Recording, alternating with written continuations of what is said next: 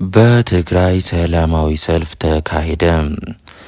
ሰላም እንዴት ናችሁ? የትሩ ኢትዮ ዩቲዩብ ቻናል ተከታታዮች ባላችሁበት ሁሉ ሰላምና ጤና ይብዛላችሁ። አሁናዊ ዜና ይዘንላችሁ መጥተናል። አብራችሁን ቆዩ። መጨረሻ ላይ ያስቀመጥንላችሁ ዜና በጣም ጠቃሚ ነው። የመቀለ ሰባ ካሬ የቤት ግንባታ ማህበራት አመራርና አባላት ጥያቄያችን ላለፉት 6 ዓመታት ሰሚ ጆሮ አጥቷል በማለት በትግራይ ጊዜያዊ አስተዳደር የፕሬዝዳንት ጽህፈት ቤት በሰላማዊ ሰልፍ ምሬታቸውን ገልጸዋል። ከ6 ዓመታት በፊት ለአንድ አባወራ 70 ካሬ ሜትር የመኖሪያ የቤት ግንባታ መሬት ለመስጠት በሚፈቅድ መመሪያ መደራጀታቸውን ገልጸው ከጦርነቱ በኋላ ነባሩ መመሪያ በመጣስ በአፓርታማ ነው የምትስተዳደሩት መባላቸው ኢፍትሐዊ እንደሆነ ገልጸዋል። በትግራይ ደረጃ የተደራጁት እነዚህ 60 ሺህ የሰባ ካሬ የቤት ግንባታ ማህበር ጥያቄ አቅራቢዎች የመኖሪያ ቤት የግንባታ መሬት አሰጣጥ አስመልክቶ በክልሉ ከተሞች የሚታዩ ወጥ ያልሆነ አሰራር እንዲታረም ድምጻቸውን አሰምተዋል። በሌሎች ከተሞች ተፈቅዶ በመቀለ ከተማ ለ70 ካሬ የቤት መኖሪያ ግንባታ መሬት አይሰጥም መባሉ እጅግ እንዳስገረማቸው እንዳሳዘናቸውም ገልጸዋል። ጥያቄያቸው የተደራጁበት መመሪያ በሚፈቅደው መሰረት የመኖሪያ የቤት ግንባታ መሬት ከማግኘት የዘለለ ፖለቲካዊ ተልእኮና ዓላማ እንደሌለው አስረድተዋል። ማህበራቱ ዛሬ ሚያዝያ 16 2017 ዓ.ም በፕሬዝዳንት ጽህፈት ቤት አካባቢ የተለያዩ የመብት ጥያቄዎችና መፈክሮች እያሰሙ እስከ እኩል ቀን ቢጠብቁም ጥያቄያቸው ሰምቶ ምላሽ የሚሰጥ የመንግስት ኃላፊ እንዳልተገኘ ትሩ ኢትዮ የመቀለ ቤተሰብ አባል ከቦታው ሆኖ መረጃውን ልኳል። ወደሚቀጥለው ዜና ስናመራም በጎፋ ዞን ጎፋ ወረዳ ዳግም የመሬት ናዳ እና ጎርፍ ተከስቶ በሰውና ንብረት ላይ ጉዳት አድርሷል። የደቡብ ኢትዮጵያ ክልል ጎፋ ዞን ጊዜ ጎፋ ወረዳ ነዋሪዎች ለትሩ ኢትዮ እንደገለጹት ከሰሞኑ በአካባቢያቸው ንፋስ ቀላቅሎ እየጣለ ያለው ከባድ ዝናብ የመሬት ናዳ እና ጎርፍ በማስከተሉ በሰው ሕይወትና ንብረት ላይ ጉዳት መድረሱን ተናግረዋል። ከሚያዝያ 9 2017 ዓ.ም ጀምሮ ለተከታታይ ቀናት በአካባቢው እየጣለ ያለው ዝናብ በተለይም ጎሬ ኦዳ፣ ጃውላ፣ ውጋ ማሽታሌ፣ ኤላ፣ አማሮ ሻጌና ቡሉቂ በተባሉ አካባቢዎች ባስከተለው ከባድ ንፋስ ከፍተኛ የውሃ ሙላትና የመሬት መንሸራተት የ3 ሰዎች ሕይወት ሲያልፍ ከ4 በላይ ቤቶች ደግሞ በመሬት ናዳው መስመጣቸውንና የእርሻ ማሳዎች እንዲሁም የቤት እንስሳትን ጨምሮ በመሬት መንሸራተቱ መወሰዳቸውን ነዋሪዎቹ አስረድተዋል።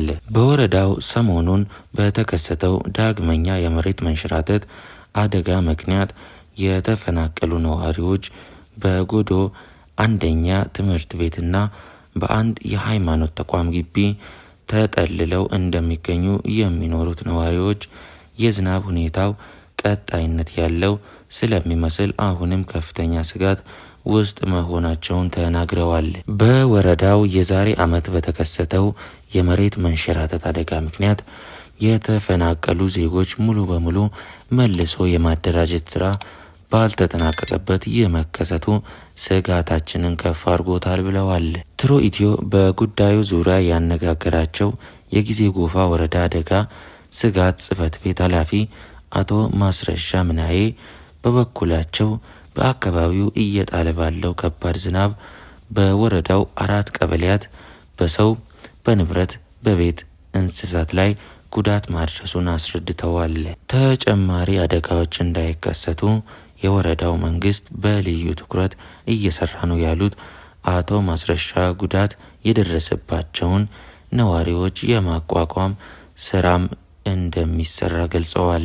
ባሳለፍነው ዓመት በአካባቢው የተከሰተው መሰል የመሬት መንሸራተትና ናዳ ምክንያት በርካታ ሰዎች መሞታቸው የሚታወስ ሲሆን አሁንም ድረስ በአካባቢው በስጋት የተፈናቀሉ ነዋሪዎችን ሙሉ በሙሉ መልሶ የማቋቋም ስራው አለመጠናቀቁ በቅርቡ የአካባቢው ነዋሪዎች ለትሩ ኢትዮ ገልጸው ነበር።